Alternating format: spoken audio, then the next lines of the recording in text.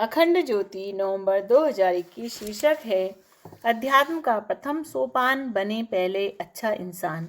लोग अध्यात्म के नाम पर प्रायः ध्यान, समाधि, कुंडलिनी, आत्म साक्षात्कार, ईश्वर प्राप्ति, ब्रह्म ज्ञान आदि की बातें करते रहते हैं और वैसा करना कुछ गलत भी नहीं है।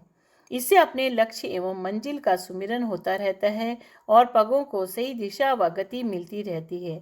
लेकिन जरूरत से अधिक इनकी चर्चा मात्र होने पर फिर धीरे धीरे ये अपने सार्थकता खो बैठते हैं और अनुभूतियों से रीता कोरा बौद्धिक जाल जंजाल ही हमारे पास शेष बचता है। ऐसे में कुछ अध्यात्म के नाम पर भजनानंदी बन जाते हैं तो कुछ आंखें बंद कर ध्यान व मंत्रों की रटन को अध्यात्म मान बैठते हैं। कुछ माया में लिप्त किंतु जगत मिथ्या ब्रह्म सत्य के ब्रह्म ज्ञान की चर्चा में अध्यात्म की तीसरी मान बैठते हैं और कुछ को कुंडलिनी जागरण से लेकर चमत्कार सिद्धियों की चर्चा में अध्यात्म का मर्म समझ आता है। यहाँ भक्ति, भजन, ध्यान, ब्रह्मचर्या, कुंडलिनी जागरण आदि की बुराई नहीं की जा रही है, लेकिन अध्यात्म का व्यावहारिक पक्ष समझे बिना, इसके साधना पथ के मर्म को समझे बिना कोरे वाक विलास, बौद्धिक उछलकूद एवं कर्मकांडीय रटन को अधूरा कहा जा सकता है। अध्यात्म के शिखर के आरोहण से पूर्व हमें इसके प्राथमिक सोपानों को पार करना होता है। ये सोपान ही आगे की यात्रा की आधार भूमि तैयार करते हैं। इन्हीं पर अध्यात्म का प्रासाद खड़ा होता है। पहला आध्यात्मिक सोपान ध्यान समाधि नहीं बल्कि यम नियम है। अपने तन मन व स्वभाव की मूलभूत दुर्बलताओं का परिष्कार करते हुए जीवन में शांति, स्थिरता एवं संतुलन को साधना है, जो हमें अध्यात्म के उच्चतर सोपानों के लिए तैयार कर सके। यदि हम शरीर से स्वस्थ नहीं हैं, आसक्त एवं निर्बल हैं और ऊपर से आलसी भी हैं, तो फिर ऐसे जीवन से कुछ अधिक आशा नहीं की जा सकती है। अध्यात्म तो दूर भौतिक जगत में भी इससे कुछ बड़ा प्रयोजन सिद्ध होने वाला नहीं। भारतीय मानस की नब्ज टटोलते हुए कभी स्वामी विवेकानंद ने यह कहा था कि गीता के कोरे ज्ञान से अच्छा है कि पहले हम शरीर से मजबूत बने। अधिक पुष्ट शरीर एवं पुट्ठों के साथ हम गीता को और बेहतर समझ रहे होंगे। यही स्थिति बौद्धिक प्रमाद एवं अज्ञानता से ग्रस्त मन की है। स्वाध्याय एवं चिंतन मनन से हीन व्यक्ति में वह बौद्धिक जिज्ञासा नहीं उभर पाती जिससे कि वह अध्यात्म की गहरी बातों को समझ सके। ऐसे में उसके तोता रटन व अंधविश्वासी होने का खतरा अधिक रहता है और यदि कहीं हठ धर्मिता भी साथ जुड़ गई तो फिर ऐसे कट्टरवाद से किन्हीं सकारात्मक परिणामों की आशा नहीं की जा सकती।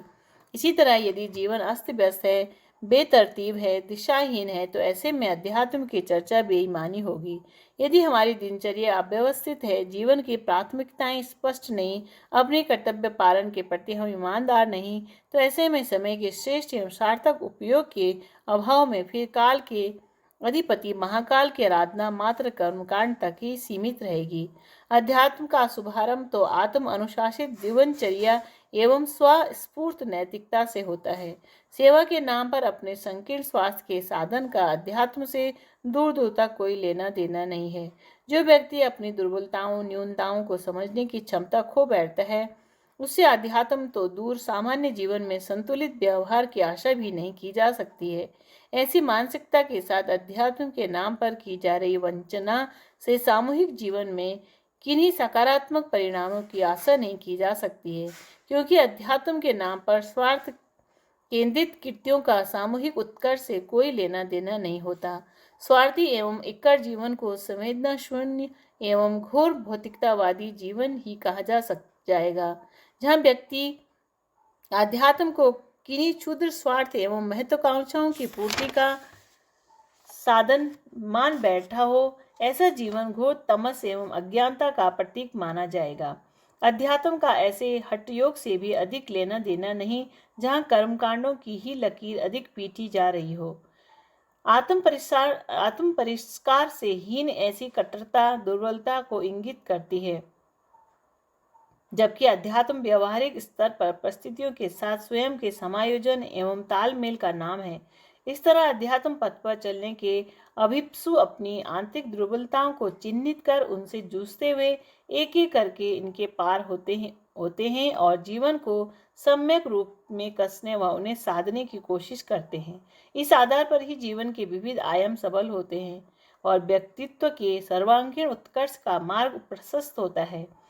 जितना हम इस दिशा में आगे बढ़ते हैं उतनी ही मात्रा में जीवन में शांति आती है, स्थिरता एवं संतुलन सधता है और हमारी आध्यात्मिक यात्रा प्रगति पथ पर अग्रसर होती है।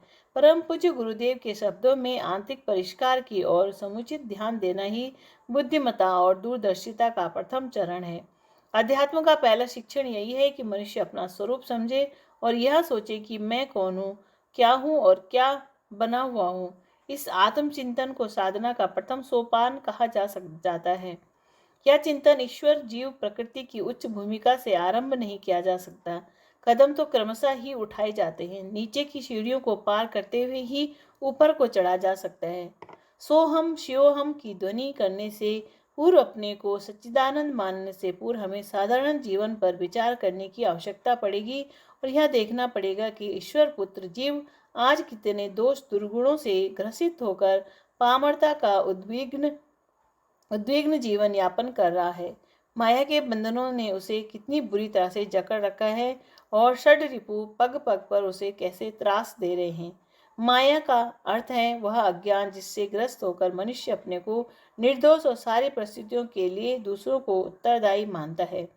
भवबंधनों से मुक्त होने का अर्थ है कुविचारों, कुसंस्कारों और कुकर्मों से छुटकारा पाना। अपने दोषों की ओर से अनभिज्ञ रहने से बड़ा प्रमाद इस संसार में और कोई नहीं हो सकता, जिसका मूल्य जीवन में असफलता का मुख देखने व उसका पश्चाताप करते हुए ही चुकाना पड़ता है।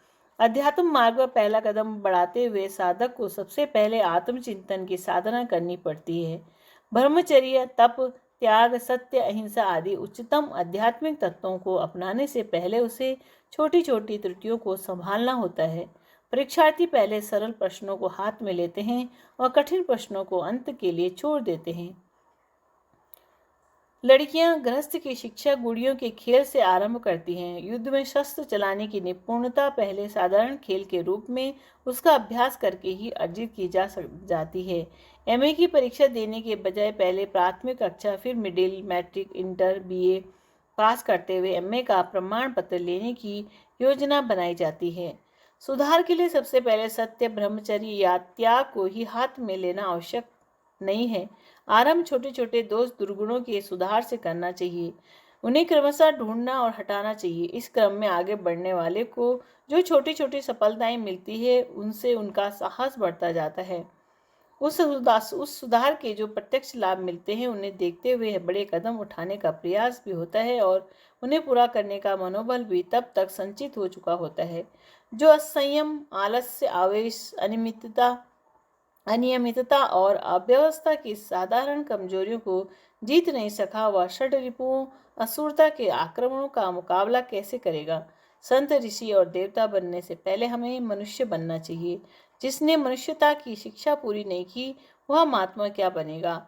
अध्यात्म की यात्रा का प्रथम सोपान अच्छा इंसान बनने से ही पूर्ण होता है और उसी दिशा में चलने का प्रयत्न हमें करना चाहिए। ऋग्वेद का वाक्य है, कर्मवीर महाभद्रिः शुश्रुतो भूत, अर्थात मनुष्य अपने सत्कर्मों से प्रसिद्ध होता है। राधे कृष्ण।